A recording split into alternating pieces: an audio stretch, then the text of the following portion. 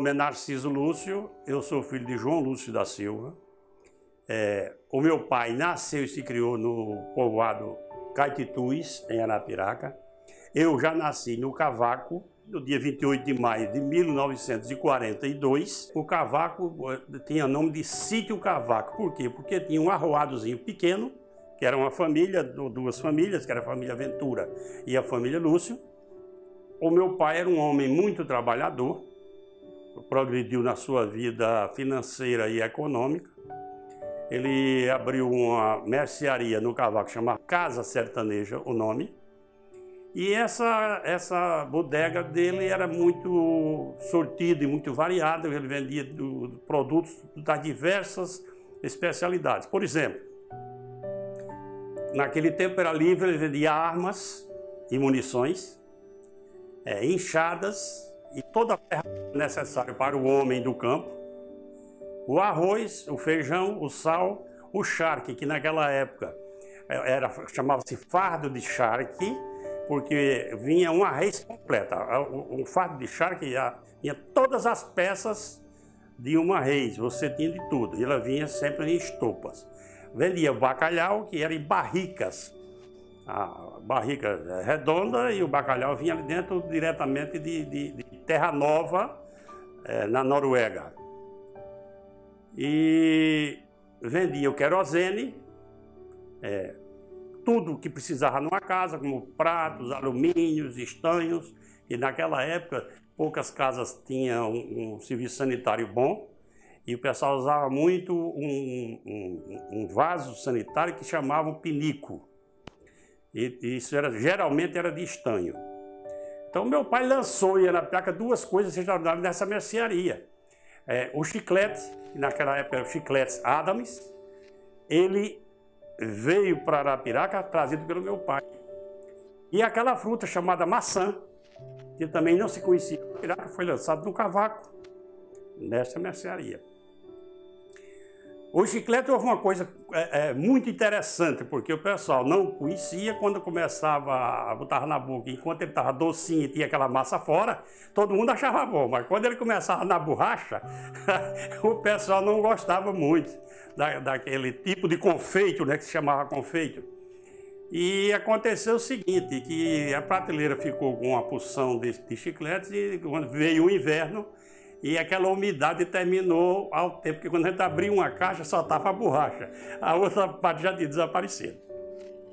Meu pai, ele era um homem muito pobre, e a minha mãe foi criada por um cidadão de Arapiraca, que na época e para a época era um homem rico, chamado Antônio Ventura, que não é o Antônio Ventura de Oliveira, é o velho Antônio Ventura, que fazia parte do pessoal da grande sociedade de Arapiraca, que havia dado, que criou a minha mãe. Ele não era o pai legítimo, porque ele não teve filhos, mas era parente da minha mãe. Eu não sei se tio, avô, alguma coisa, ele criou a minha mãe. E ao receber a minha mãe na casa dele, ele pegou uma ovelha e doou a minha mãe. Essa ovelha foi produzindo, e quando ela foi casar, aí o padrinho Antônio Ventura, ele chamava padrinho, que era nosso avô, foi quem adotou a minha mãe. Ele perguntou à minha mãe se ela preferia receber a manada que ela tinha ou aquele terreno do Cavaco, onde o meu pai foi morar. E ela disse que ia perguntar ao meu pai, ele preferiu a terra porque ele era muito trabalhador. Para vocês terem uma ideia, o meu pai, ele pegou esse terreno e recebeu de um amigo dele a madeira para construir a casa. Naquela época, a casa de taipa. Só que essa madeira era na Serra da Mangabeiras, em Arapiraca.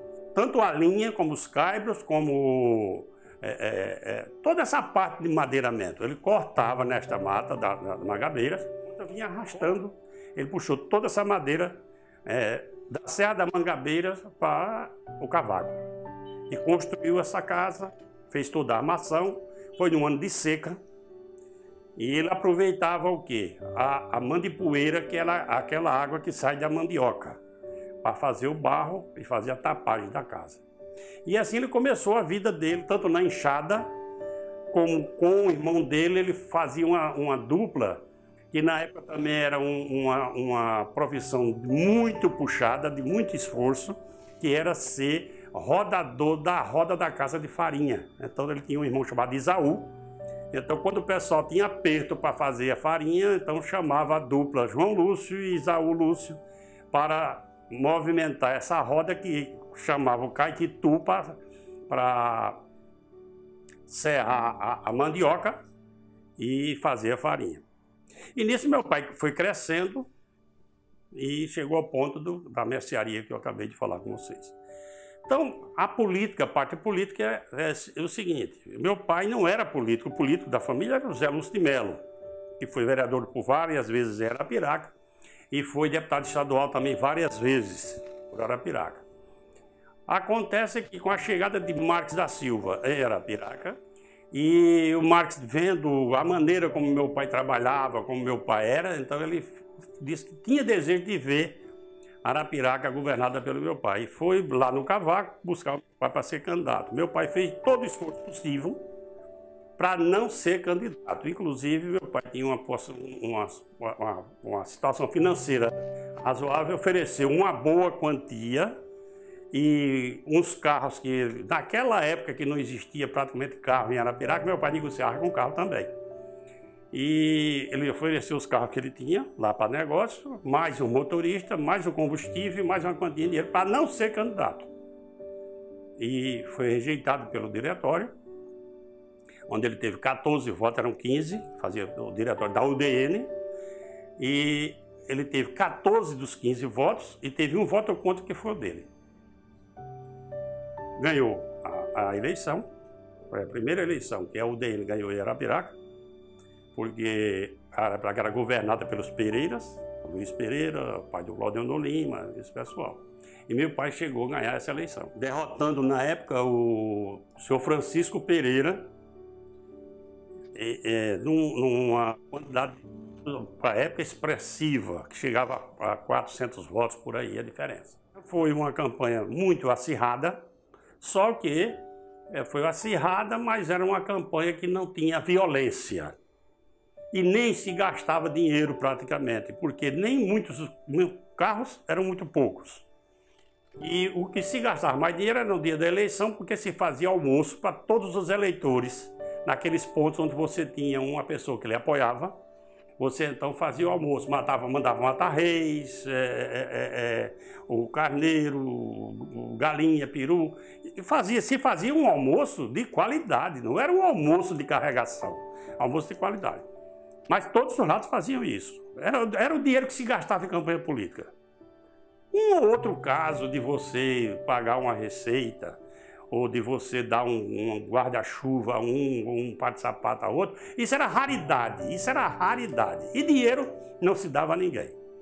Então meu pai ganhou essa eleição. Quando chegou na próxima eleição, que não havia reeleição na época, então eram 5 anos de mandato, então meu pai foi buscar o Francisco Pereira para ser o candidato dele a prefeito. Vejam vocês a diferença entre uma época e outra.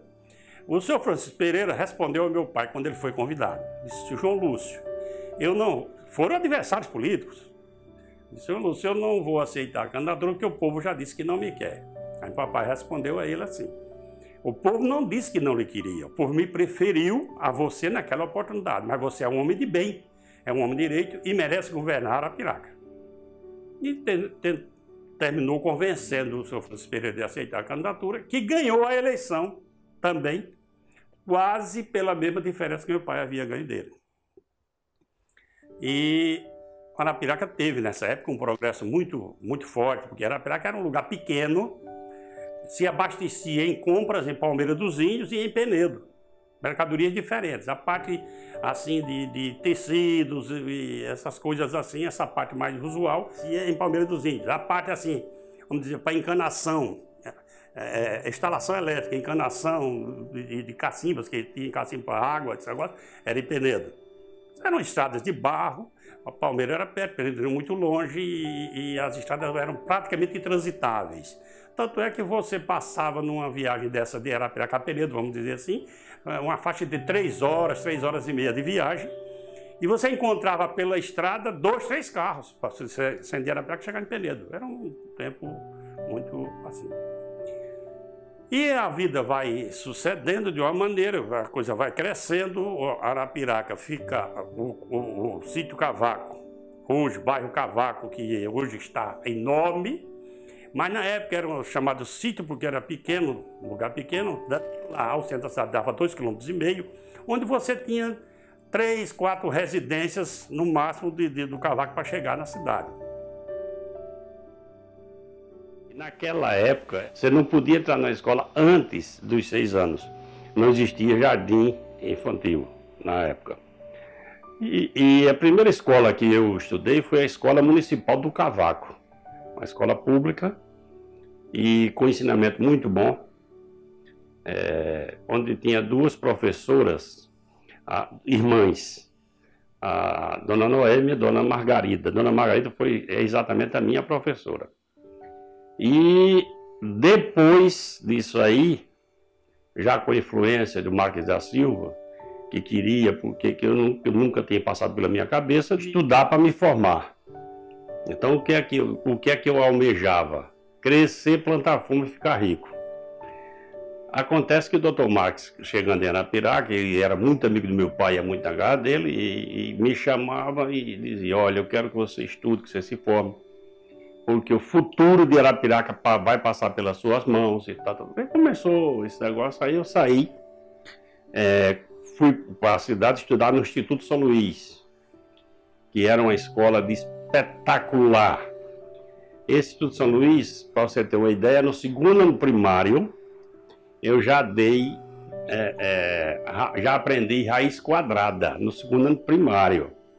Porque o estudo, quando eu comecei a estudar, ele era cartilha da ABC, cartilha prática, não, cartilha do povo, cartilha prática, e aí você começava o curso primário, que era 1º, 2º, 3º e 4º ano. Aí tinha o vestibular, que era o exame de admissão ao ginásio. Eu, no Instituto São Luís, aí surgiu o Cavaco, era um lugarejozinho, não era nem lugar, era um lugarejozinho pequeno, e as famílias do Cavaco ainda hoje são muito católicas. E era um sonho de cada família ali que tivesse um membro que fosse padre. Aí abriu o seminário diocesano de Penedo. Aí fui eu e o Zé Ventura advogado, né, filho, estudar em Penedo, fazer o 3º ano primário, mas não no seminário, no Colégio Diocesano de Penedo, para depois que no seminário só entrar no 4º ano primário. Fazia o 3º, e depois do 3º ano seguinte nós entraríamos no seminário. Só que esse 3º que nós fizemos nos desestimulou de sermos seminaristas e seguir a carreira de padre da igreja. E nisso eu fiquei ainda no diocesano, e o Zé Ventura, nós fizemos o 4º ano. Só com o que eu aprendi no Instituto São Luís, eu fiz o 3º e o 4º ano sem precisar abrir um livro. Nisso eu ainda passei em 2º lugar no 4º ano e ganhei de presente um livro de admissão ao ginásio. Esse eu folhei, aprendi, fiz a prova de admissão e fui também graduado em 2º lugar. E aí comecei o curso primário, né? Aliás, o curso de admissão ao ginásio. Comecei o ginásio, né? Mas eu era assim, minha vida de estudante, como estudante eu era muito bom. Como aluno eu era muito ruim. Porque quando eu estudava fora de Arapiraca, eu era aprovado com notas boas. Quando eu estudava em Arapiraca, era reprovado. Aí o mulher indaga assim: mas por que você chegava em Arapiraca? Porque em Arapiraca eu tinha minhas amizades, eram muito amigos, era o dia todinho para bater papo, caminhar. Eu morava logo na Praça Marques da Silva, bem no centro, onde hoje é uma parte do Hotel São Sebastião. Aquela parte mais larga, onde tem um bocado de loja, ali, a nossa casa era ali, e o quintal saía de uma rua para outra. Hoje faz parte do estacionamento lá do Ernesto. Então, quando eu botava a cara na rua, eu já estava na praça, né? E Sempre tinha um, dois amigos ali para a gente começar o papo, bater papo, sair, ir ali, acolá e tal. Aquela Praça Marques da Silva era um lugar de encontro. Hoje não existe mais. Tem uma frequência diferente, né? A minha população cresceu muito em relação à minha época. E depois eu vim estudar no Colégio Diocesano de Maceió. E naquele tempo havia no interior, já para a gente ter uma vida financeira, a gente tinha, quase todos os jovens tinham aquela vontade e a ideia de entrar nas Forças Armadas, especialmente na aeronáutica. Arapiraca tinha alguns marinheiros, tinham alguns da aeronáutica e tal, mas o pessoal tinha mais freguês pela aeronáutica. Na época, tinha umas revistas que trazia concurso, você se preparar para concurso de sargento da aeronáutica. Isso é as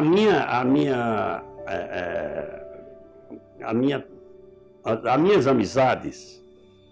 Quase todos os jovens tinham esse desejo de ir para a aeronáutica e tal. Então, em 1960, eu fui para Natal, que Natal era maior reduto, ainda hoje é, porque foi base americana, foi instalada lá. Então, a Marinha, a Aeronáutica e o Exército no Rio Grande do Norte era muito forte porque foi a base americana. E a Aeronáutica foi uma especialidade, porque o aeroporto e tal, tudo era grande porque os americanos fizeram a base da guerra lá em Natal.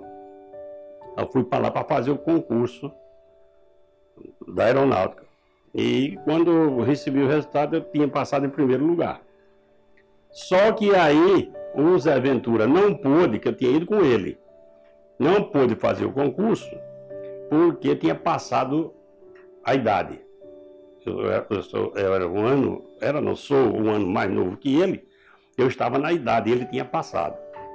Então nós ficamos um ano lá estudando, lá no Ateneu do Norte Rio Grandense, Colégio Estadual do Rio Grande do Norte.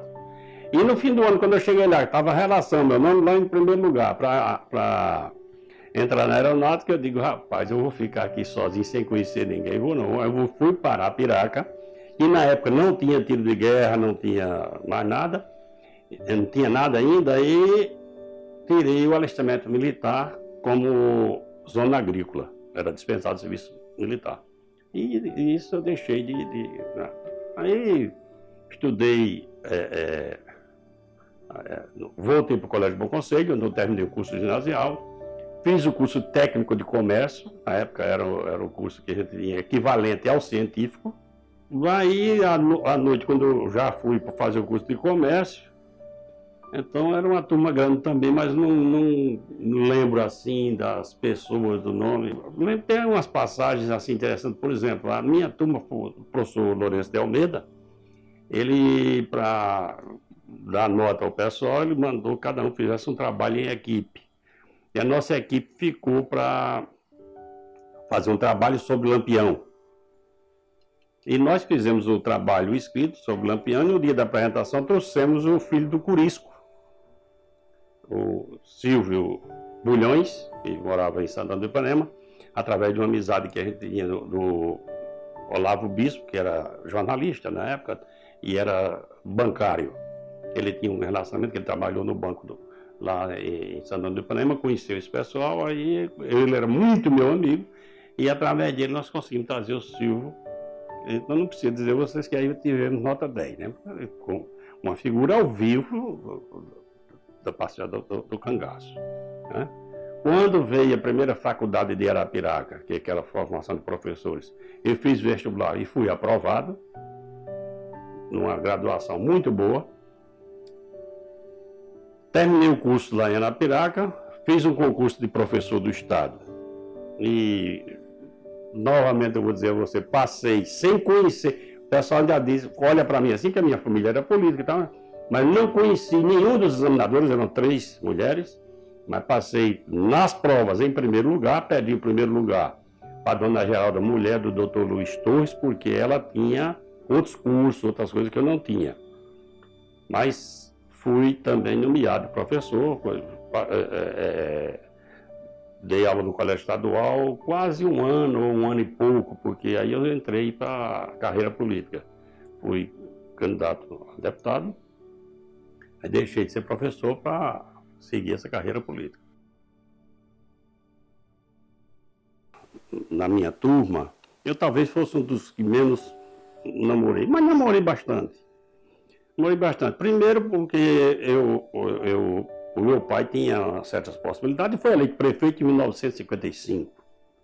Então, quando ele foi eleito prefeito, nós saímos do cavaco para morar na cidade. Então, eu era o quê? Era o filho do prefeito, né? Meu pai tinha 6 filhas mulher e eu fui o 7º filho, que foi o único homem das 6 mulheres, né? Depois é que veio mais mulheres e veio mais homens. Aí nós ficamos em 10, porque a minha mãe teve 17 partos. Naquele tempo o parto era feito por parteira, né, fumando cachimbo e ali em cima e tal. A minha mãe teve 17 partos, então dos 17 filhos, morreram 7 e ficaram 10. Dos 10, hoje nós estamos resumidos em 7, porque 3 já foram. O primeiro filho foi uma filha, que é a Elisene, que é a mãe do Nado, que é dona da bodega, a Elisene, né? A segunda, a Luísa, que morreu num acidente de ultraleve. Terceira, Eliette, que era a esposa do Cabral, que já se foi. A quarta, Bernadette, que é a esposa de Denis. A quinta, depois de Bernadette fui eu, né? Fui eu. E depois de mim aí vieram outros. Veio o Felício, a Dulcineia, a Analice, que há pouco tempo faleceu, a Analice, o Florinho, Florisval, né? Florisval, o Felício, e o Carlos Hamilton, que foi o último, que também morreu de câncer na garganta, né? Então a família era essa aí. E como eu era filho do prefeito, e novinho, e meu pai sempre gostou de carro. Meu pai, naquela época, era pouquíssimos carros em Arapiraca, mas meu pai todo ano comprava um carro zero. Era só carro americano, naquela época não tinha carro no Brasil, né? Então eu andava sempre com aqueles carros ali, coisa e tal, chegava tempo de férias, ia muita gente de fora, né? E isso me deu condições de namorar razoavelmente. Não fui dos mais, mas não fui também dos menos. Fui um namorador médio. Arapiraca tinha uma fábrica de charutos. Ficava nas Cacimbas, que era a fábrica de charuto Leda. Leda era o nome da filha, é o nome ainda da filha do Zé Luz, que ainda está viva. E essa fábrica de charuto foi uma fábrica de charuto para concorrer com a Suerdic, toda organizada, só faltou uma coisa. Ele não previam que tinham que expurgar o fumo, para o fumo não dar bicho. Então eles fizeram o charuto, faziam um charuto muito bem feito, tipo o charuto da Suerdic, que era uma empresa alemã, e exportou muito charuto para o Brasil afora. Só que depois foi devolvido tudo isso porque o charuto começava a bichar, o bicho começava a furar, aí a fábrica não deu certo. Nesse lugar, então, veio a ideia do tio Zé Lúcio fundar a primeira banda de música de Arapiraca. Aí fundou uma banda de música, levou maestro para lá e tal, começou a dar aula lá e começou a fazer músicos em Arapiraca. Foi formada essa banda de música. E nesse mesmo lugar onde ensaiava, resolveu criar uma sociedade recreativa, né? E foi criado nas Cacimbas. Então, o baile de carnaval, os bailes normais, tudo era nas Cacimbas, que era onde ficava a sede recreativa, que era patrimônio do meu tio e padrinho Manuel Lúcio, pai de Severino Lúcio, pai de Dalmácio. Era o dono praticamente de uma grande parte de terra, naquele tempo nós não tínhamos quintais, né? Murados. Por exemplo, eu nasci e me criei no Cavaco, numa casa que o quintal era 80 tarefas de terra, aberta, né? Não tinha muro, não tinha nada. O padre Manuel Lúcio, que morava nas Cacimbas, também era do mesmo jeito. Atrás da casa dele era os currais de fumo, né? E essa sociedade recreativa deu lugar à criação do Clube dos Fumicultores. Hoje é o Clube dos Fumicultores, que veio justamente de uma ideia do Zé Lúcio e do padre Manuel Lúcio, que trabalharam demais, e do meu pai, que tinha uma certa condição financeira, que ajudou financeiramente muito. Até que eu me lembro de uma coisa, quando eles compraram um terreno na praça da prefeitura, Praça Luiz Pereira Lima, de esquina, aí viram que era muito pequeno, não dava. E o atual local onde está o Clube dos Sumicultores foi comprado a um cidadão que tinha aqueles terrenos por ali, quase todos, chamado Teodorico Costa, Rua Teodorico Costa. Tem aquela rua ali do lado e aquele terreno ali foi dele. Aí foi comprado para fundar, para fazer a sede do Clube dos Sumicultores. E eu lembro que o meu pai comprou um caminhão, chamou um rapaz lá que era motorista e mandou ele trabalhar. E além de ele ter o dia da feira, esse negócio todo, quando terminou praticamente a construção do clube, então o meu pai presenteou esse rapaz, que ele deu dedicação exclusiva, com o próprio caminhão. Ele começou a vida dele com esse caminhão que ele carregou o material o tempo todo. E ia buscar muita areia no Poção, no sítio do Poção, para fazer, porque ali a construção do Clube dos Sumicultores foi uma coisa enorme para a época, né? Para a época. Era um clube, ele chegou a ser considerado o segundo melhor clube do Nordeste, só perdia para um clube que tinha no Recife, que era o Internacional, né? Foi o primeiro clube também do Nordeste a ser mobiliado, e na época virou moda, as cadeiras e mesas de fórmica, né? Era o que tinha de bom na época, era aquilo ali, né? E era um vão muito grande. Então o Clube dos Sumicultores, ele não tinha colunas. Hoje você conhece, tem aquelas colunas, né? Ele não tinha coluna, ele era um vão só. Ali você chegava, você via aquela amplitude, né? Então, essa foi aí todos nós participamos, tanto da construção como a montagem das cadeiras, das mesas, entendeu? A gente ia lá dar uns serviços. Então, essa foi... E a vida social ficou intensa. E aí volta a parte da política. Aí a família Pereira, que era o outro lado político, achou de fundar também uma banda de música e criar um clube recreativo. Mas nunca foi à frente. Nunca foi à frente. A nossa sociedade sempre evoluiu. Hoje é que tudo isso está em decadência, porque hoje ninguém vai mais para clube, porque as opções que você tem fora de clube são enormes. Naquele tempo não, naquele tempo você ia para o clube ou não ia para canto nenhum, porque não tinha mais nada, a não ser uma moda que existia também na época que se chamava assustado, que é o assalto, né? Que era na casa de uma pessoa, aí aquela turma, né? Aí nós fazíamos muitos assustados em Arapiraca, por tudo quanto é canto. Essa era a vida social da época. Ele se lamentava muito porque os estudos dele eram poucos, que ele fez segundo ano primário, particular, não teve direito. Ele olhava para mim e dizia sempre assim, quando ele se lamentava, dizia, Narciso, aquilo ali não é bom para mim, aquilo ali era bom para você, porque eu não tive o direito que você teve de frequentar escolas. Então, muitas vezes eu me bebo. Mas meu pai era o seguinte, era um matuto, que também ele não se recolhia ao anonimato. Ele, de vez em quando, ele assumia a tribuna do Senado e dizia algumas coisas. E uma coisa impressionante é que meu pai não tinha aqueles erros de português que normalmente você encontra numa pessoa sem estudo. A prática da vida, a vivência dele com pessoas importantes, porque meu pai, quando ele foi eleito prefeito a primeira vez, ele veio para a cidade, foi morar ali na Praça Marques da Silva, e a casa dele hospedava esses políticos todos.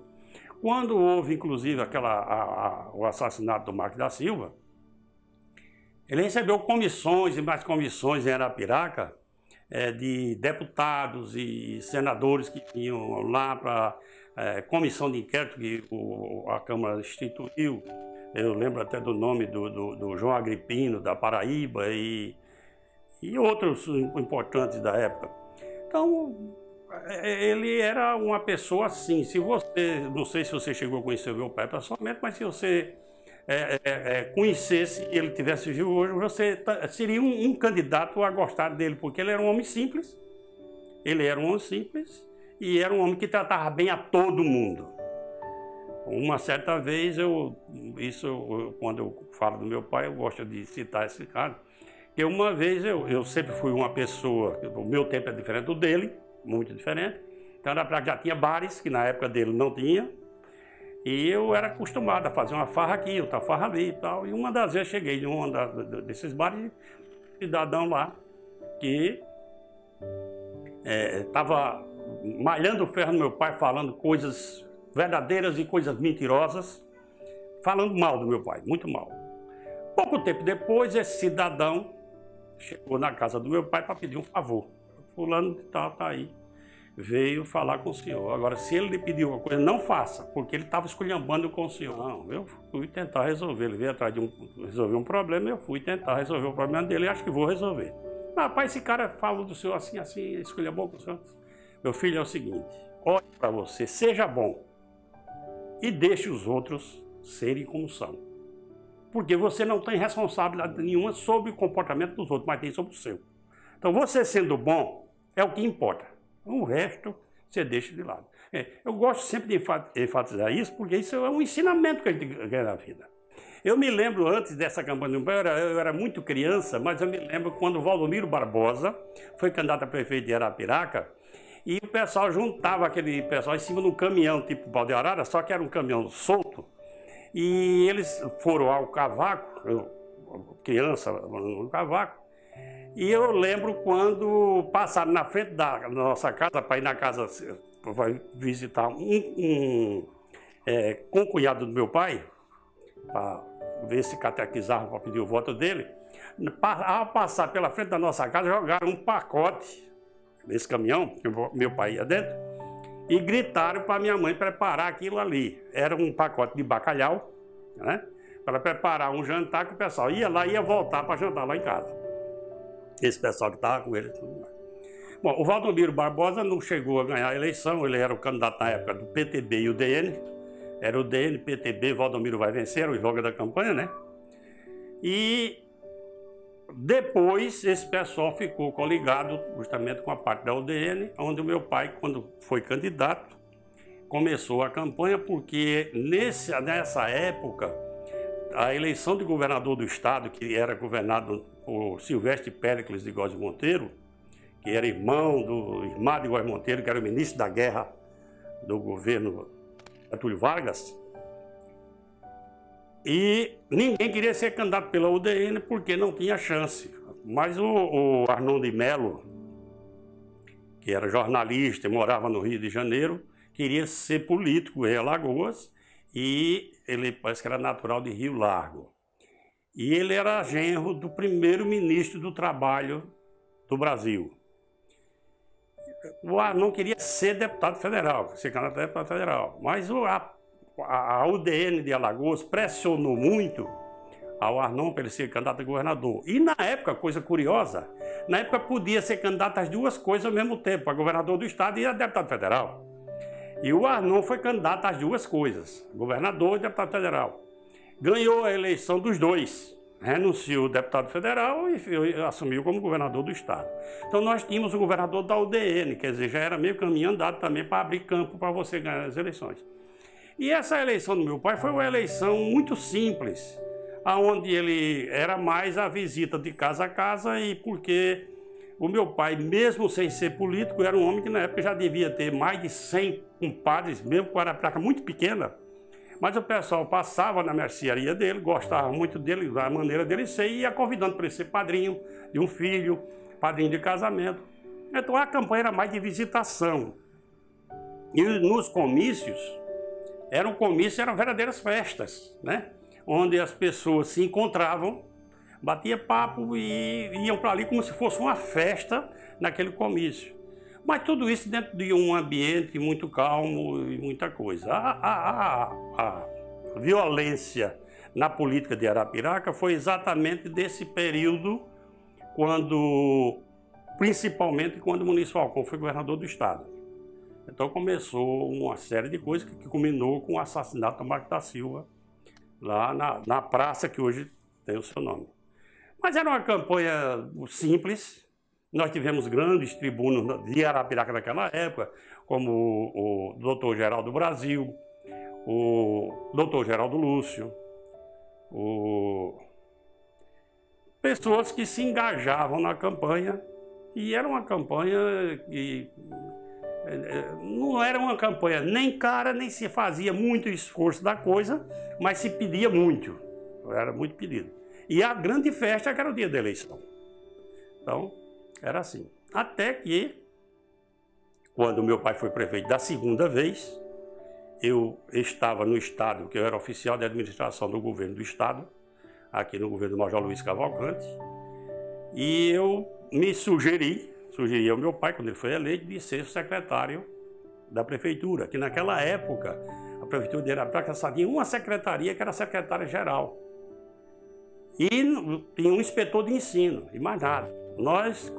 Aí meu pai aceitou a minha ideia, eu fui com a experiência de trabalho já no governo do estado, foi quando nós criamos o Departamento Municipal de Educação, que não tinha. Arapiraca tinha apenas as escolas e um inspetor de ensino para poder vistoriar as escolas. E nós criamos o Departamento de Educação com um coordenador executivo, o inspetor continuou e o diretor do departamento.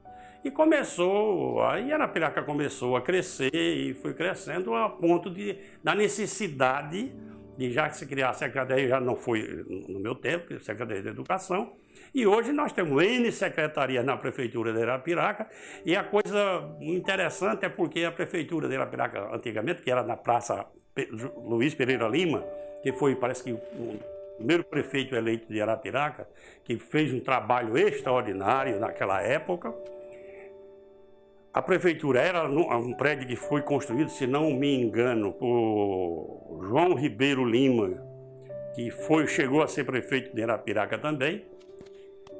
Era um prédio onde você entrava, estava tudo ali dentro daquele prédio, você se locomovia com facilidade. Hoje você tem um centro administrativo muito grande, praticamente não tem nem lugar que você chegar meio atrasado para estacionar um carro, porque está tudo tomado. E gente transitando por dentro daquele prédio que você fica até enlouquecido. Quer ver? Mas são mudanças do tempo, o crescimento, é o progresso, é o desenvolvimento. Arapiraca era um nada, e hoje Arapiraca é uma cidade mais importante do estado de Alagoas, depois da capital. O meu pai foi suplente do Arnon de Melo, na primeira vez, numa eleição direta. Que Arnon de Melo tinha sido governador do estado, queria ser o senador e queria, na época, ter 100 mil votos. Porque ninguém tinha atingido essa marca no estado.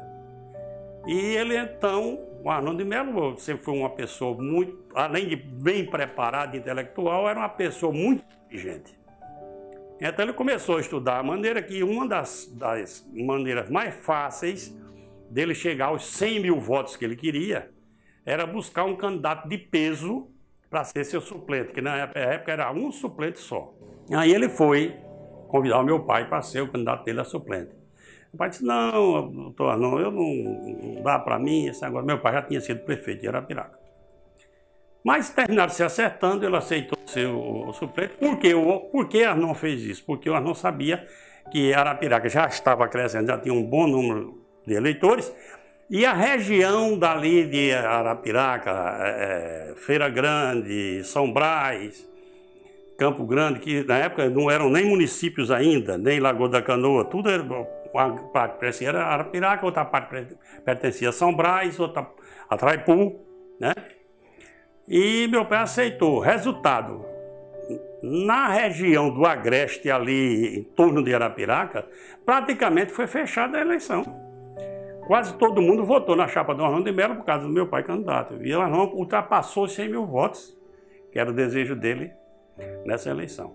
Essa foi a primeira parte, quando meu pai foi suplente pela primeira vez. Na segunda vez, que a eleição já era uma eleição indireta, aí muita gente correu atrás para ser o primeiro, que já era primeiro, segundo e terceiro suplente. Aí correu, hoje são 2. Muita gente correu atrás para ser candidato, gente importante da economia de Alagoas, esse negócio todo, mas eu estava já deputado. E então eu disse, o meu pai ou ele é o primeiro suplente, ou não será candidato. Bom, o partido terminou se convencendo que o certo era ele, porque já vinha um tempo, e ele foi candidato pela segunda vez, já foi na eleição indireta, foi quando, no mesmo mandato, faleceu o Arnon de Mello, ele assumiu, e no mesmo mandato ele também faleceu, meu pai faleceu, e terminou o Carlos Lira, que era o segundo suplente da chapa. O meu pai passou, eu não sei precisar quanto tempo exatamente ele passou senador, mas ele deve ter passado assim em torno de 2 anos e meio. A Arapiraca recebeu isso muito bem. Naquela época, a política ainda tinha um certo respeito, tanto do político pelo eleitor como do eleitor pelo político. E essa ascensão do meu pai ao Senado foi uma ascensão muito boa. Naturalmente que em política você tem sempre o adversário. O adversário sempre diz alguma coisa. Mas eu tenho um orgulho de lhe dizer o seguinte, que o meu pai, que foi prefeito 2 vezes de Arapiraca, os adversários políticos comentavam muita coisa e criavam muita coisa e falavam do meu pai, mas uma coisa nunca um adversário do meu pai chegou a dizer, é que ele fosse desonesto. Quer dizer, esse respeito pela honestidade do meu pai, pela liderança que ele teve, isso aí sempre existiu do próprio adversário. Esse é um dos orgulhos que eu tenho na minha vida, é do meu pai ter passado pela política, ter sido prefeito 2 vezes de Arapiraca, ter sido senador, e ninguém nunca chegou a dizer que o meu pai se rendeu às facilidades que a vida hoje oferece em termos de política. A minha mãe, ela, além de ser muito católica, ela tinha aquela crença mais fervorosa ainda, porque ela escrevia com a própria caligrafia dela, que não era boa, porque ela não teve escolaridade, mas ela escrevia: ó Maria concebida sem pecado, rogai por nós que recorremos a vós. E isso ela colocava em todas as portas e janelas da nossa casa. Toda porta e janela da nossa casa, quando você abria, por trás da porta estava isso escrito em papel pela caligrafia dela. A minha mãe escolheu como padroeira do lado de casa Nossa Senhora do Perpétuo Socorro. E todos os anos ela fazia a novena do Nossa Senhora do Perpétuo Socorro. Começava no dia 1º de junho e terminava dia 9, dia 8, dia 9, dia 10. Assim. Fazia uma festa para encerrar com fogos, com leilão, com um bocado de coisas assim, né? Então, o meu pai, que ele costumava dizer, eu acho que é uma verdade, a educação você não pega por si só, ela nasce do berço, porque dentro de casa você ensina. Meu pai não tinha escolaridade, mas você, na hora das refeições, era uma hora sagrada. Você não tinha direito de brincar, nem de estar sorrindo na mesa, gargalhando, não. Você podia conversar uma coisa, achar graça, mas não dar aquelas gargalhadas como se fosse outro horário. E todos os dias, olha, você veja, meu pai foi prefeito em Arapiraca 2 vezes. Com isso ele teve um relacionamento com o senador, com o governador, com deputado estadual, federal, tudo. Mas religiosamente, todos os dias, antes do jantar, se rezava, a família se juntava e se rezava o texto do Nossa Senhora de Fátima. Ao ponto de ter dias onde estava o governador lá em casa, esse negócio todo, chegava na hora, meu pai dizia: já o pessoal já ia para jantar, pai, vocês agora aguardem um momentinho que nós vamos rezar o texto do Nossa Senhora de Fátima e depois nós vamos jantar. Teve até não sei se foi lá minha filha, não sei quem foi que chegou e disse: não, mas você não pode deixar para rezar depois, não. Na minha casa, só janta depois que reza. Vocês não são obrigados a rezar, vocês podem ficar aí à vontade. Agora, nós só vamos jantar depois que rezarmos o texto do Nossa Senhora de Fátima.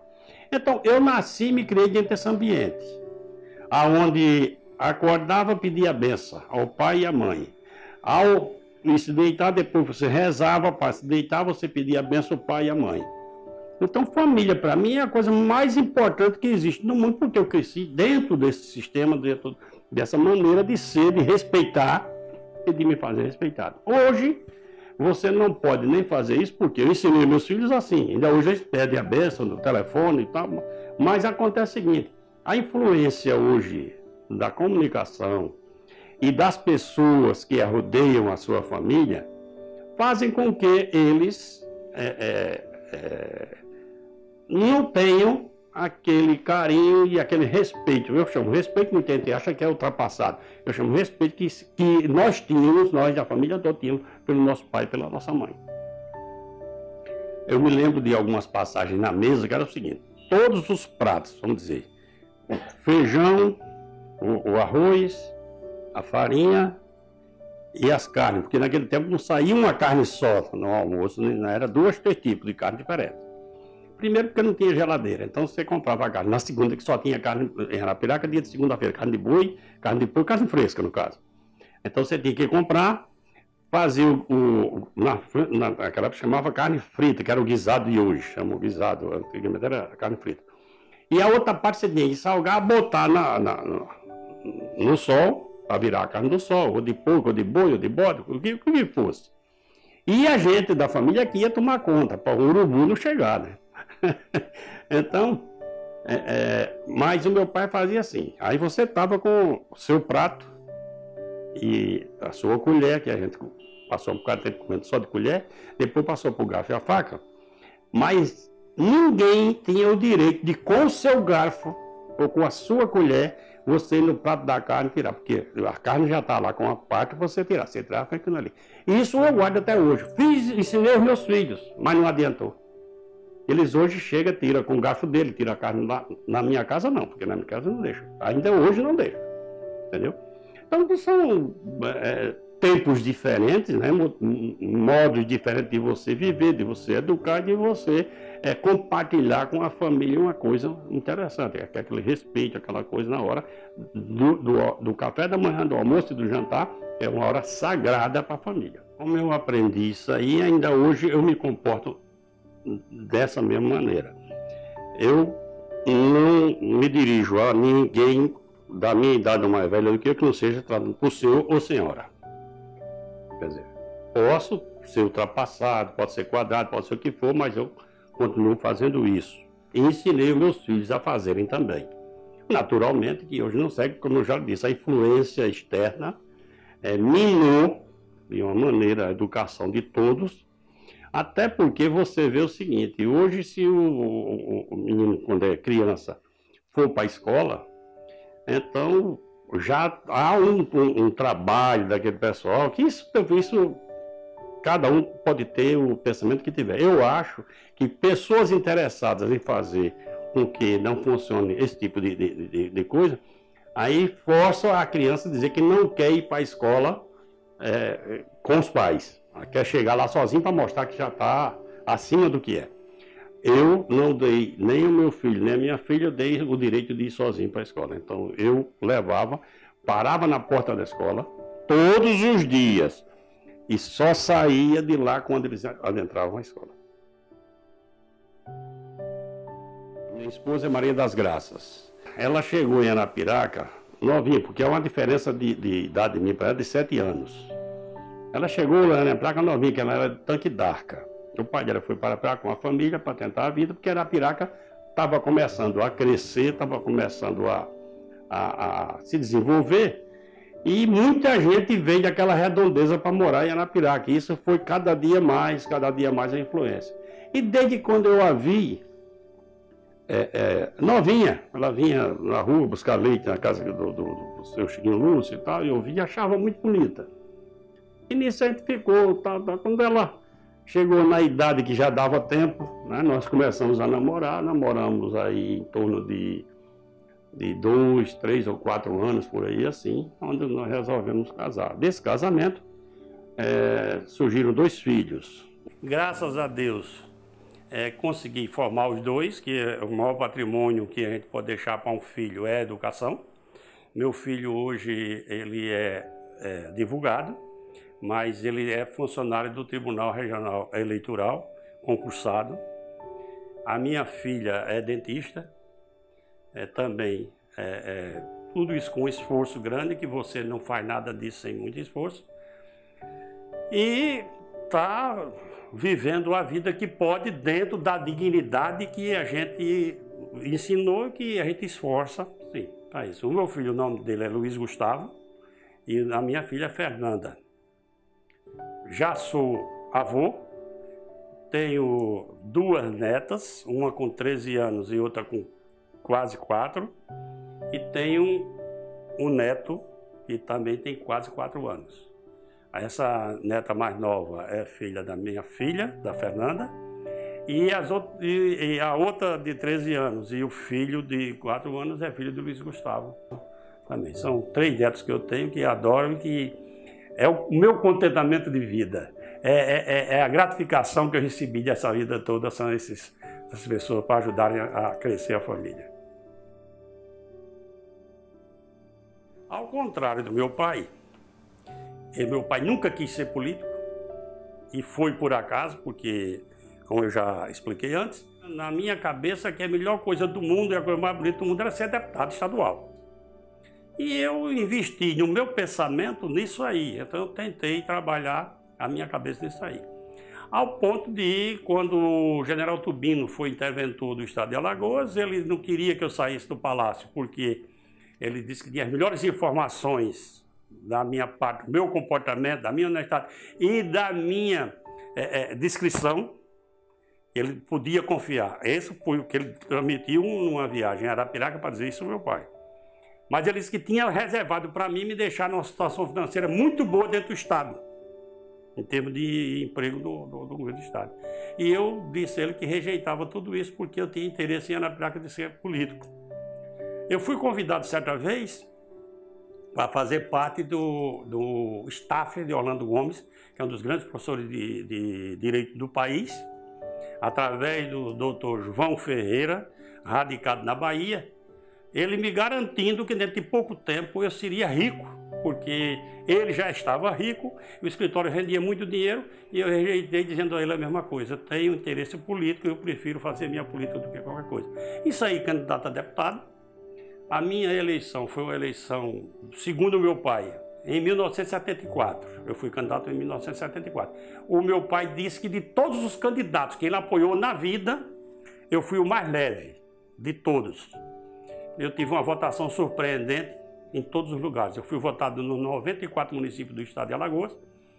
Eu tive em Arapiraca uma votação que até a minha eleição nunca foi batida por ninguém. Individualmente eu fui o político mais bem votado. Em 19 mil eleitores eu tive 5.374 votos.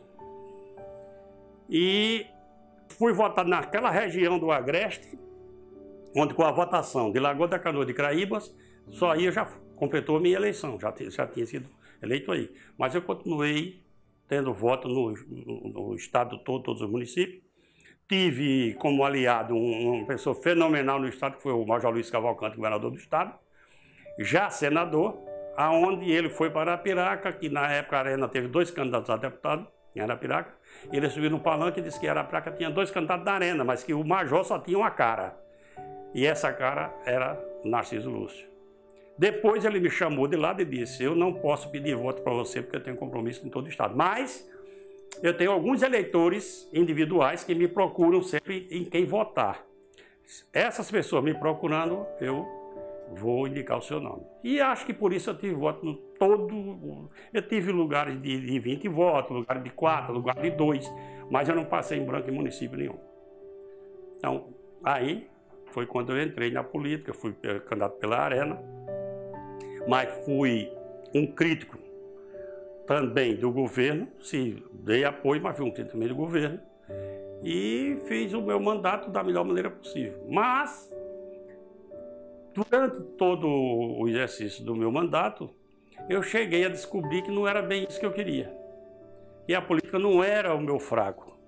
E aí veio a parte familiar, porque na minha época, eu inclusive teve um colega meu da Assembleia que disse assim: se você faz o seguinte, todo ano você se muda de lugar, você pega um dinheiro, compra uma Câmara de Vereadores, um negócio, e você vai ser sempre eleito desse jeito. Eu não tinha dinheiro e nem tinha intenção de fazer isso, porque o costume político da minha família não era comprar, era ganhar, porque eu dizia sempre: mas a política, eu digo, a política é uma coisa como quem é viciado de jogo.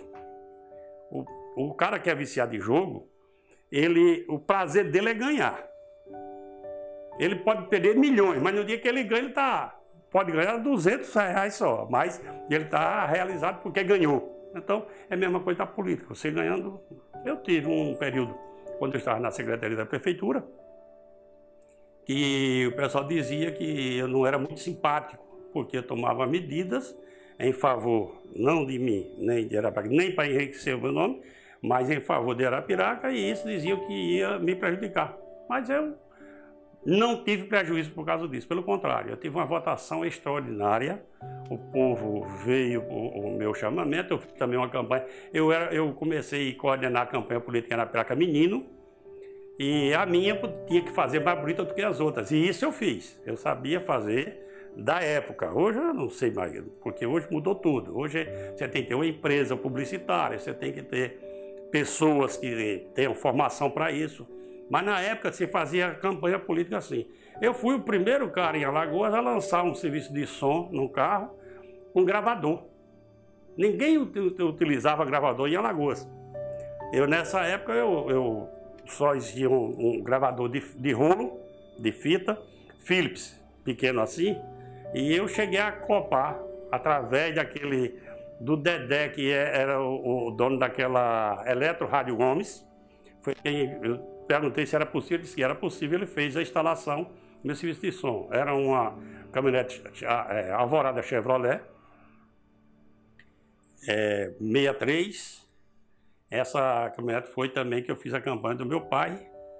Eu fazia gravação era 30 minutos a fita. Eu fazia a gravação, descia, deixava o carro no meio daquele povoado, o carro ficava falando, o pessoal assim, o rapaz tá ali, tá falando. Então, mas coisas pitorescas da vida da gente. E eu sempre fui muito a favor da tecnologia, dessas coisas. E eu acho, não tenho certeza, que fui o primeiro pessoa em serviço de som no estado a lançar um carro de som com gravador acoplado ao serviço de som.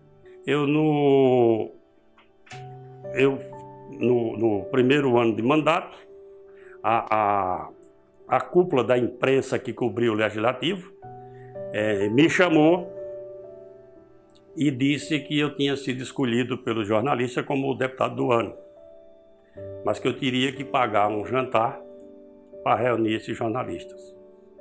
Eu agradeci e disse que não queria isso porque na hora que eu pagasse o jantar para receber isso aí, se a ideia tivesse partido de mim, era uma coisa, como já foi quase condicionado eu receber, aí realmente eu fui substituído, foi outro. No segundo ano de mandato, novamente veio a mesma proposta. No terceiro ano de mandato veio a mesma proposta, quer dizer, segundo ele, eu fui escolhido 3 vezes o deputado do ano, mas não recebi o título porque não quis pagar. No quarto ano, que foi meu último ano de mandato, então chegaram para mim e disseram, você agora, pagando ou sem pagar, você vai ser o deputado do ano, porque nós escolhemos que você realmente foi o deputado do ano as 3 vezes. Eu combatia muito a oposição, eu era um homem de governo, não gostava muito do governador, mas defendia o governo porque era do meu partido e achava também que o trabalho estava sendo bem feito. E eu recebi, então, o certificado de deputado do ano no quarto ano. Depois disso, com o correr da história, de vez em quando saía, nunca mais saiu, mas eu, pelo menos 2 e 3 anos, ainda saía, e os grandes tribunos que passaram pela Assembleia Legislativa, veja que orgulho o cara pode ter, no nome de Aurélio Viana, Mendonça Neto, não sei se Zequias da Rocha e outros nomes, o meu estava no meio, como dos grandes tribunos que a Assembleia Legislativa de Alagoas tinha conhecido. Então, eu me considero que fui um bom parlamentar e fui muito reconhecido pela imprensa e pelo povo como bom. Quando eu fui sair da vida política, eu fui a Arapiraca comunicar, especialmente aquele pessoal mais importante, Adalberto Rocha, Geraldo Lira, Adolfo Ferreira, o doutor Batista, o doutor Pedro Nivaldo, eram 22 pessoas. Eu fiz uma reunião no Clube dos Suicultores para comunicar que não seria mais candidato. E até ouvi uma coisa que também me gratificou muito, que foi uma palavra do seu Geraldo Lira, quando ele disse assim: quando você precisou da gente, a gente esteve com você. Agora, nós é que estamos precisando de você e você não pode deixar de quer dizer, isso para mim foi mais do que uma eleição. E eu respondi: meu compromisso com vocês todos, eu estou aqui justamente comunicando antes, para vocês terem tempo de escolher um candidato. Meu compromisso com vocês vai até dia 31 de janeiro do próximo ano, que é quando encerra meu mandato. Até lá eu vou continuar a mesma pessoa, com os mesmos compromissos que eu tive com vocês, vou continuar atuando do mesmo jeito. Agora, a partir daí, vocês procurem outro nome para me substituir, porque eu não... Bom, terminou sendo candidato o Nezinho, pai do deputado Ricardo Nezinho. Foi o nosso candidato. Fui para lá para coordenar o dia da eleição. Aí ele até me reclamou certa vez: você tem que vir para cá. Eu digo: olha, se fosse para fazer campanha, eu era candidato. Então, se eu não sou candidato, porque eu não quero fazer campanha, mas estou pronto para lhe ajudar. E a parte que deu para eu ajudar, eu ajudei. Ele, dessa vez, não conseguiu se eleger. Ficou como segundo ou terceiro suplente. O governador era Adivaldo Suragi, que prometeu a ele assumir. Terminou assumindo. Bom, a partir daí, ele foi candidato outras vezes e foi eleito outras vezes. Mas eu não deixei assim uma pessoa diretamente, porque entreguei às pessoas a quem eu devia, né, o compromisso de fazer a substituição. Os valores eu levei os mesmos e saí da mesma maneira. E eu não sei porque, eu não sei se é porque eu já sou assim, já revelo quem eu sou. Eu fui... passei 4 anos na Assembleia, ninguém nunca chegou perto de mim para me oferecer qualquer vantagem, para eu dar qualquer voto, a fazer qualquer coisa. Nunca. E digo mais, quando eu fui candidato, o partido, a Arena, distribuía com cada candidato uma certa quantia. Eu nem sabia disso. Aí quando terminou a eleição, que eu cheguei na Assembleia, que me falaram, eu fui para o partido e digo: rapaz, eu sei que me deram uma parte do dinheiro que vocês dão para todo mundo. Não, porque a gente sabia que você não precisava e deu para Edson Lins. Quer dizer, o que era destinado a mim ficou com outro candidato que me enfrentava em Arapiraca, que era o Edson Lins, que era irmão do Dr. Edler Lins. Quer dizer, nem essa parte eu recebi. E durante toda a minha vida funcional, que eu fui secretário da Prefeitura de Arapiraca, quando Arapiraca só tinha secretaria geral, era uma secretaria só, né? Eu fui diretor da estação, primeiro diretor da estação rodoviária de Arapiraca, eu fui diretor administrativo do Ipazeal, então eu tive uma série de participação nas administrações. O único lugar onde um cara chegou lá para me corromper, querer me dar uma vantagem para ganhar uma concorrência no Ipazeal, eu rejeitei e disse, aí puxei por ele, ele descobriu algumas outras coisas que eu estava querendo saber, né? Quando eu falei, ele foi e levantou-se em mim, brabo. Eu digo: você não tem direito de dizer nada, porque você chegou aqui querendo me comprar. Se você disser mais qualquer coisa, eu posso lhe enquadrar em qualquer coisa aqui também. E ele foi embora e foi o único cara de toda a minha vida. Todos os lugares que eu trabalhei, foi um cara, o único que chegou lá ainda querendo me corromper. Mas ninguém mais me fez oferta de nada, nem recebi de lugar nenhum. E uma das coisas que me fez também não ser candidato à reeleição foi justamente a falta de dinheiro, que eu não tinha mais para gastar, porque o pessoal já queria dinheiro. Eu costumo dizer assim: meu pai me ensinou muita coisa e muita coisa boa, mas teve uma coisa que ele não soube me ensinar, foi ganhar dinheiro para viver. Isso ele não soube me ensinar. E isso eu senti falta. Uma das coisas que eu não fui candidato à reeleição foi exatamente a falta de dinheiro. Trazendo os ensinamentos do meu pai, eu acho que quando você é honesto, você não perde nada. Você pode até perder aparentemente uma eleição, você pode perder uns apoios, mas você não perde a sua compostura e a sua consciência. Então, eu acho que eu fiz um trabalho muito importante em termos de sinceridade, de lealdade. Fui leal a todos aqueles que estiveram comigo durante todo o tempo e que eu não me arrependo de nada. Então, eu sou um homem satisfeito politicamente, e também tudo que eu tenho hoje, eu dependi da política, porque eu plantei fumo, eu cheguei a plantar fumo, eu peguei na enxada também, não muito tempo, mas peguei. E não fui bem sucedido, porque um ano eu fiquei praticamente rico, no outro ano eu quebrei, passei 8 anos pagando o débito do segundo ano que eu... Então eu enveredei pelo sistema funcional público, comecei a trabalhar no governo do estado, no Major Luiz, voltei para a prefeitura de Arapiraca, secretário de lá. Eu fui o administrador da estação rodoviária de Arapiraca. Quem abriu aquela estação rodoviária fui eu, como primeiro administrador de lá. Exerci o mandato de deputado durante 4 anos, depois fui ser diretor administrativo do Ipazeal, aqui em Maceió. E do Ipazeal eu saí para o Tribunal de Contas, onde eu fui assistente jurídico, consultor jurídico e passei a procurador, onde eu sou aposentado hoje. E tudo isso foi justamente dentro da parte política, mas eu tive uma coisa interessante, eu nunca cheguei para pedir o meu pai, para pedir autoridade nenhuma que me desse nada. Tudo eu fiz por mim. Naturalmente sabendo que o nome do meu pai pesava quando eu ia fazer um pedido, mas não pedi que ele fizesse diretamente, para não perder o mérito também do meu trabalho, da minha luta de chegar onde eu queria chegar. Então eu acho que eu sou um homem, de certa forma, realizado politicamente, e o que eu tenho hoje, graças a Deus, eu ganhei sem me render às coisas que existem hoje de subterfúgios.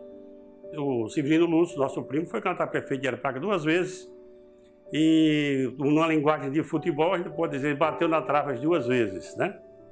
Uma das vezes que ele foi candidato contra a Célia Rocha, na primeira eleição, ele perdeu a eleição por uma quantidade irrisória de votos. E nós atribuímos essa derrota dele ao seguinte: ele era coligado com o Rogério Teófilo, que terminou saindo para ser candidato a vice na chapa da Célia Rocha. E isso levou justamente a esse ponto, a derrota dele. E a segunda, ele enfrentou o Zé Alexandre. Então, era o poder econômico contra o Severino Lúcio, que não tinha poder econômico nenhum. E ainda mais com o apoio do governador, que era o Fernando Collor, porque queria que o PMDB governasse Arapiraca, e deu total apoio. Nessa época da candidatura do Severino Lúcio contra o Zé Alexandre, eu tentei lançar minha candidatura a prefeito de Arapiraca também. Sabendo que partido grande tinha tudo ele compromissado, eu levei para Arapiraca e fundei o PDC, Partido Democrata Cristão. E fiz um trabalho até certo ponto bom para fazer uma base para sair candidato. E nessa época, o candidato do PMDB em Arapiraca era Talvani Albuquerque.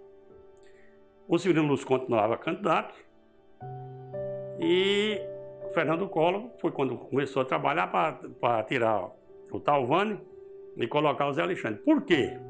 Porque eu morando em Maceió, eu ia de 15 dias a Arapiraca, fazia uma entrevista na rádio, sempre fui amigo de todo o pessoal de imprensa e tal. E com isso, quando o Fernando Collor mandou fazer a pesquisa 3 vezes, era o Severino Lúcio estava na minha frente com décimos, não chegava a 1%, era décimos, e o Talvani atrás de mim com mais de 3,5%. Quer dizer, eu era o segundo aqui. Quando eu fosse para lá, já tinha certeza que eu ia ganhar essa eleição. Até quando substituíram o Talvani pelo Zé Alexandre. Quando substituíram, eu fui a Arapiraca, concedi uma entrevista na Rádio do Nordeste, comunicando a todo mundo que não era mais candidato, agradecendo aos que estavam do meu lado. Por quê? Eu não tinha dinheiro para fazer campanha. O grupo Coringa era forte, fortíssimo, era não, é. E entrar numa campanha política, onde você entrar desse jeito, já o tempo mudado, onde o pessoal já não respeitava tanto, e mais o governador do estado ainda querendo que o candidato ganhasse o poder, eu também. Aí eu saí fora, não fui mais candidato a nada, e hoje é que eu não sou mesmo, porque depois do cabelo branco e o cabo gordo, ou quebra palanque, ou se quebra ele propriamente. Então eu estou fora. A perda do meu pai acompanhei mais de perto que a perda da minha mãe, porque a minha mãe, Eu já morava em Maceió quando ela faleceu. A minha mãe viveu 88 anos, o meu pai viveu 70. E o meu pai eu acompanhei desde o começo, quando ele se acometeu desse mal que o levou. Eu o acompanhei pessoalmente, eu fiquei junto e assisti, inclusive, até o último suspiro da sua vida. E isso me deixou, de certa forma, porque meu pai para mim era a pessoa mais importante da minha vida, e me deixou, de certa forma, uma lacuna ao ponto de eu ficar sempre lembrando dele. Ainda hoje eu sinto muita falta, porque até quando eu tinha alguma dúvida de alguma coisa, que eu tinha que tomar uma certa posição, eu recorria a ele para que ele me desse uma orientação, e ele era fabuloso nisso. Sempre as orientações dele, eu via com o pensamento achando que eu estava certo. E ele, sem agredir, sem interpor a vontade, ele simplesmente, com 4, 5 palavras, 3 ou 4 frases, ele convencia-me a deixar a posição que eu estava pensando e seguir o outro caminho. Na minha opinião, meu pai era um sábio sem escola. O meu pai, quando eles tiveram 6 filhos fêmeas, e eu fui o primeiro homem da família. Então isso fez com que o meu pai, que desejava um filho homem, que já tinha muita mulher em casa, se apegasse muito a mim. Então ele ia para os cantos, me chamava tanto para a roça, como depois, quando ele foi crescendo na vida, já me chamando para... quando ele já tinha carro, me chamando, tinha motocicleta, eu andava com ele. Então eu desde novo, que eu sempre gostei muito de carro. E agora eu faço parte do Clube do Automóvel Antigo de Alagoas e possuo uma caminhonete Chevrolet 62. Por que essa caminhonete? Porque essa caminhonete, o meu pai possuiu várias delas, inclusive da época, na época ela 0 km. E essa caminhonete minha chama a atenção dela, chega porque ela realmente é um carro todo original. Tá, agora eu estou recebendo a placa preta para ela, que é um certificado de originalidade. É um carro que ultrapassa mais de 80%, 85% de original. Motor, cardan, caixa de marcha, a mulher, carroceria, toda original, rodas originais. Até eu comprei esse carro, ele era procedente de Belo Horizonte.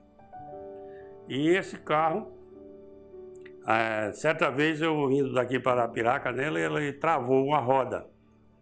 Eu peguei um guincho, levei para Arapiraca, e lá o Zequinha da oficina, ao desmontar esse carro, ele ficou espantado, ao desmontar a roda desse carro, que tinha travado, porque o rolamento desse carro era o original de fábrica, não era o original que você compra e substitui. Ele é o que veio de fábrica nela. Quer dizer, é um carro que foi muito bem conservado a vida toda.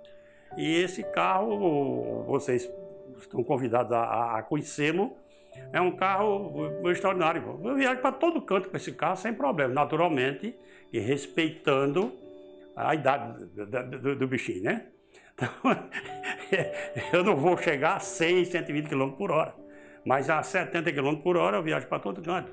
Tenho ido a Penedo, tenho ido a Palmeira do Zinho, tenho ido a Arapiraca, a Murici, né? Eu participei de várias exposições de carro, onde todas as exposições que eu fui com esse carro, eu ganhei, eu fui premiado, o carro foi premiado. O meu hobby é esse aí, eu não tenho, eu faço isso com paixão. A minha mulher já não é muito disso aí.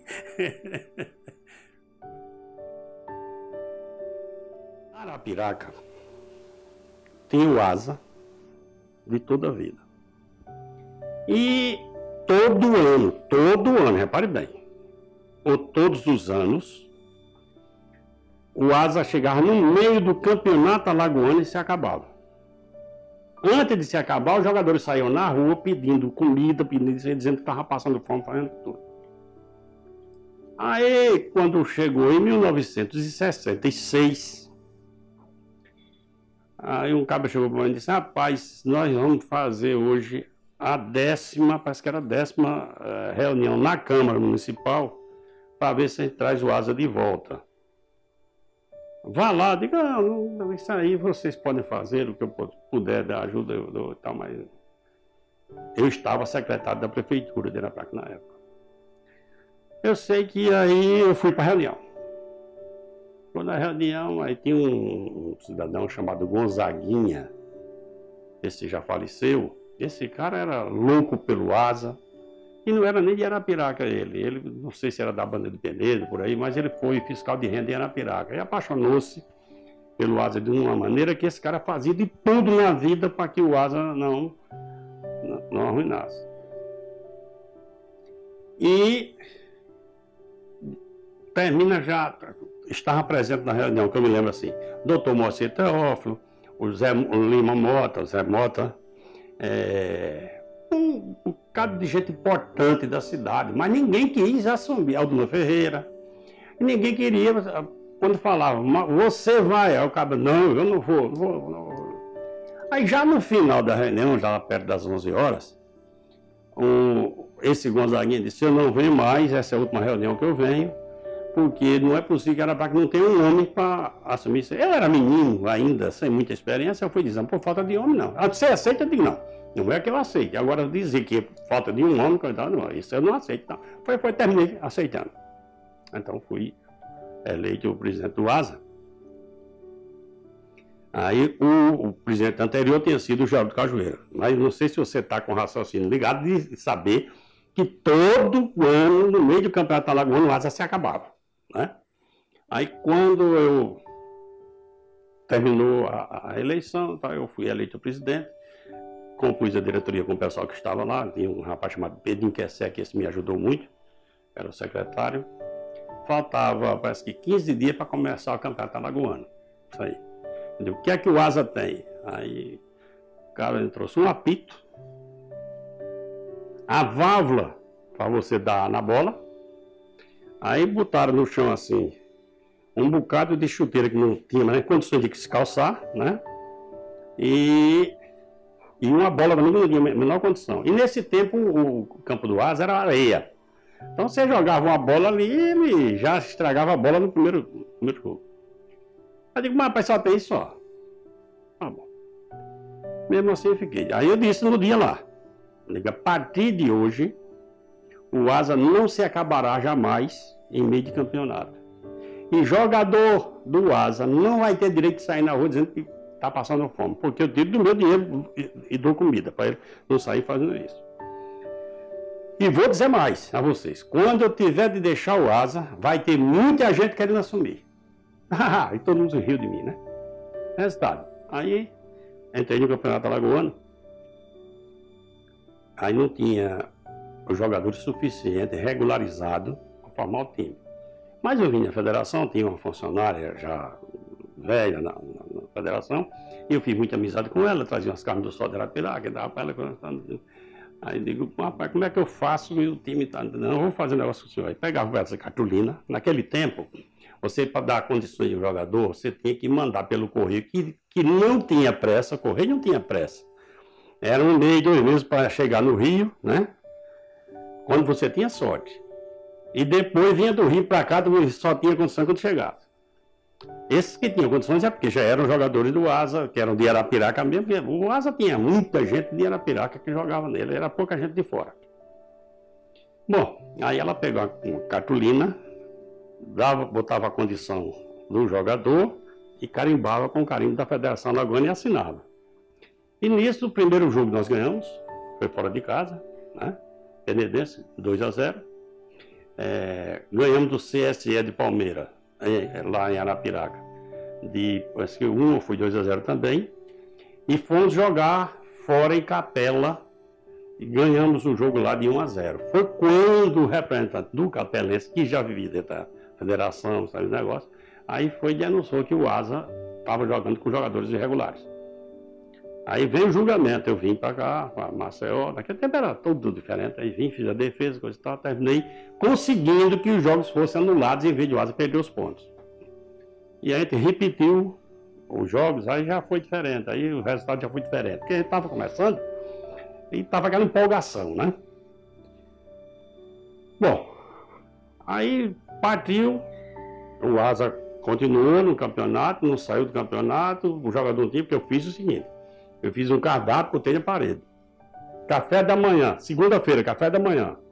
Inhame, macaxeira, charque, o carne do sol, o negócio tal, café, tal, pão, leite, manteiga, na parede. Almoço. Aí, segunda-feira. Bom, e assim ia, na segunda-feira. Feijoada, o feijão, o pirão de carne, que hoje chamam, tem um outro nome. Porque é de segunda-feira, o dia que o jogador dava tudo, né? Aí era uma comida sempre mais forte. Terça-feira. E assim fiz o cardápio da semana toda. Não só de domingo. Eu ia fazer a feira para não faltar nada para jogadores. Nesse tempo que eu fui presidente do Asa, o meu salário da prefeitura, eu não deu para comprar uma camisa para mim. Mas eu não tive problema com isso. Onde eu chegava para comprar qualquer coisa em nome do Asa, eu dizia, o Asa eu não vendo não. Não vendo não. Agora para o senhor eu vendo o que o senhor quiser.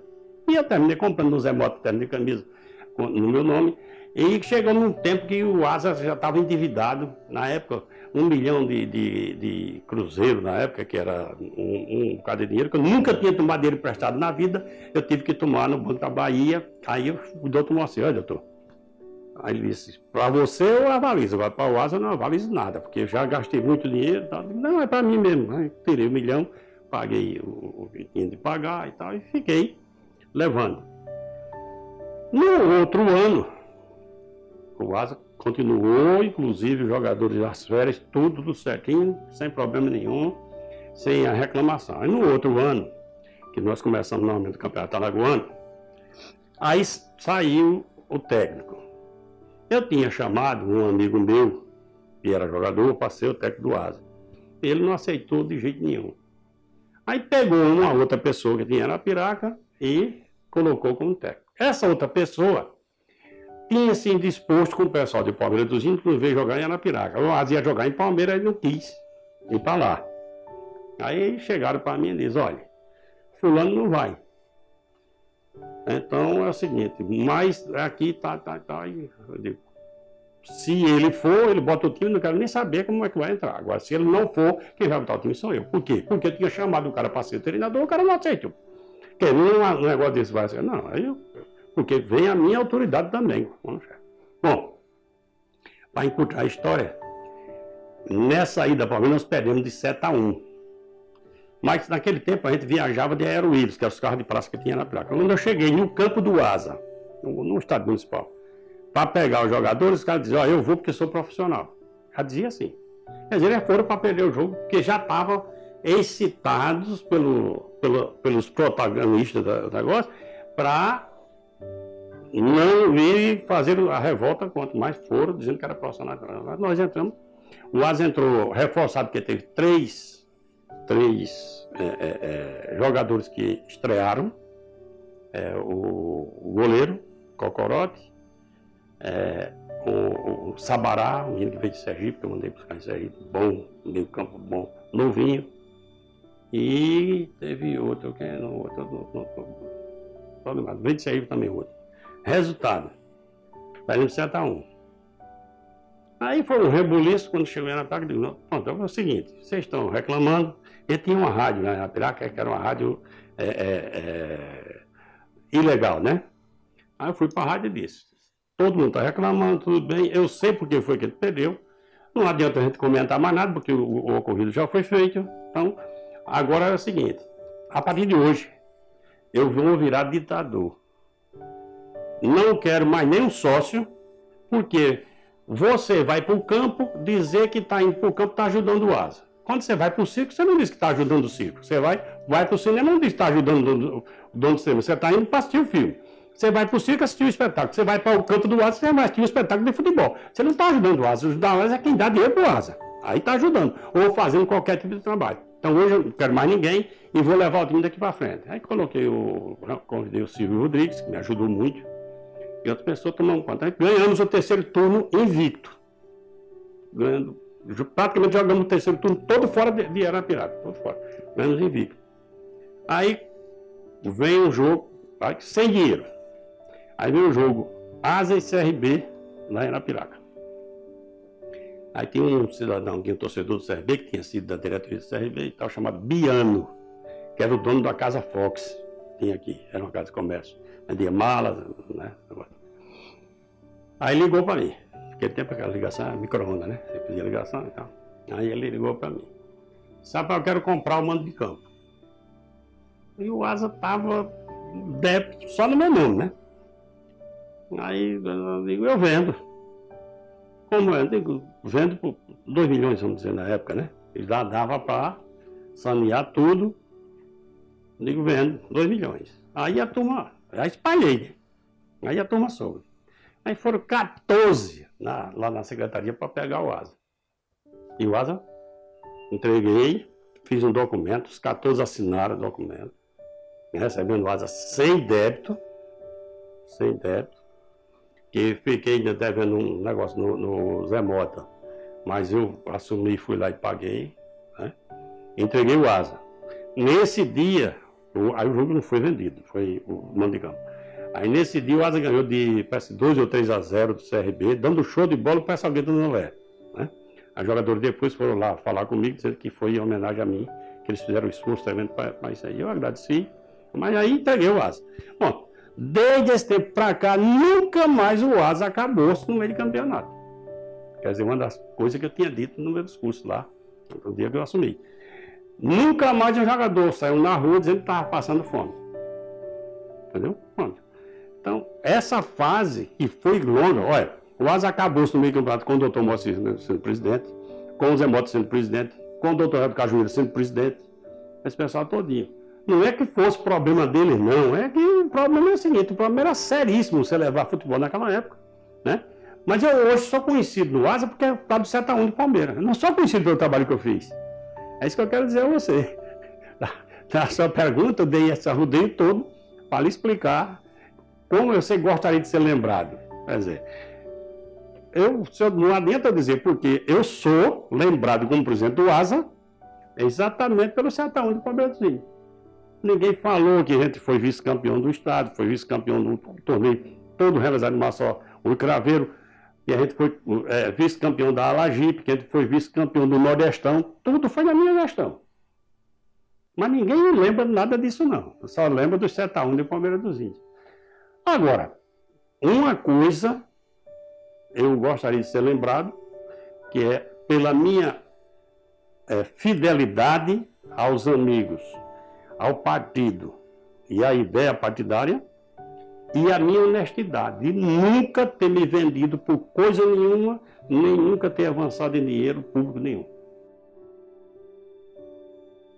As pessoas diferem de pensamento, de cabeça, de vontade, mas eu, desde menino, que eu tenho feito pelos meus filhos a mesma coisa que o meu pai fazia comigo.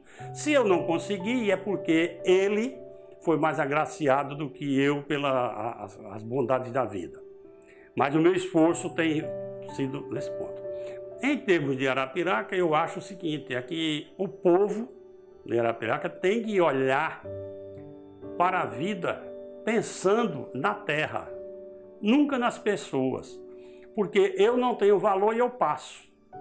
Arapiraca tem valor e Arapiraca não passa. Arapiraca vai permanecer sempre a mesma. E nós temos a obrigação de dar essa colaboração à terra, o que a terra tem nos dado de oportunidade de vivermos.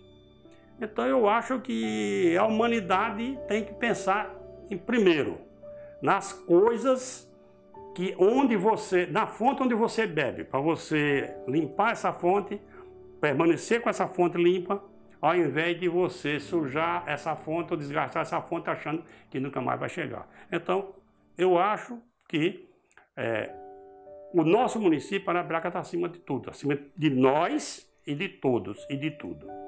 Eu, sinceramente, não sei lhe dizer qual será o futuro de Arapiraca, porque eu sou uma pessoa com 75 anos de idade. A minha formação não é uma formação, como eu já disse em certo trecho, compatível com o tipo de hoje. As coisas evoluíram a um ponto que no mais que a gente queira acompanhar não pode, porque as pessoas jovens, você vai tirar o exemplo seguinte, você pega um menino hoje de 12, 15 anos, Ele pega o telefone celular, ele pega um computador, ele faz coisas espetaculares, que eu, querendo fazer, não chego nem perto dessa cabeça. São momentos diferentes da vida, tanto da vida pessoal quanto da vida comunitária. Então é o seguinte, eu não sei prever, eu sei desejar, mas não sei prever o futuro de Arapiraca. Porque você vive num mundo onde você tem até ideia, tem vontade, e você vê outras pessoas contrariarem, e às vezes essa contrariedade que fazem nas suas ideias, às vezes é até benéfica, termina numa coisa boa. Então eu não sei, eu sei dizer a você o seguinte, por exemplo, o crescimento de Arapiraca é uma coisa fabulosa, em termos de Alagoas é uma coisa, em termos de Brasil, porque até pouco tempo a Veja publicou que é uma das 10 cidades que mais cresce no Brasil, cidade de interior. Então é uma coisa fabulosa, só que é o seguinte, como você vai ver isso para frente? Como é que se concebe que um lugar como Arapiraca não tenha o seu serviço de saneamento básico? Então são essas coisas que outros podem justificar. Eu não justifico, eu acho. Nós em Arapiraca, nós tivemos participação. A Rádio Novo Nordeste, que foi a primeira emissora de Arapiraca, aquilo foi um trabalho de ideia, não foi a Rádio Novo Nordeste, não foi uma rádio que nós fizemos, mas a ideia foi nossa, de ter uma rádio em Arapiraca. Nós fomos ao Recife, nós fomos para Embratel, nós fizemos o trabalho. Quando formaram aquela sociedade para implantar a Rádio Novo Nordeste em Arapiraca, me disse o doutor Judá que aproveitaram justamente o projeto inicial da rádio, que nós tínhamos entrado na Embratel com esse pedido, e daí eles deram pulo na rádio. Então, a rádio e muitas outras coisas que vão melhorando a situação de Arapiraca, da região toda, são coisas que você pode pensar, mas você não pode prever como, porque você pode... Hoje o meu sonho é ver Arapiraca como uma estação de televisão, mas eu não tenho poder para chegar a isso, nem tenho dinheiro para conceber. Mas acho que Arapiraca deveria ter o seu jornal de televisão para você ter os seus noticiários e você também acolher os profissionais que são de Arapiraca, que gostam de trabalhar nisso e que não tem chance, porque os canais são diferentes. Então, eu acho o seguinte, a previsão do futuro, essa para mim não existe. Existe o desejo, a vontade era para crescer cada vez mais, e a gente dá de cada um de nós, de coração, de trabalho, de esforço, a sua cota de participação nesse crescimento. Essa é a minha ideia, o pensamento é assim.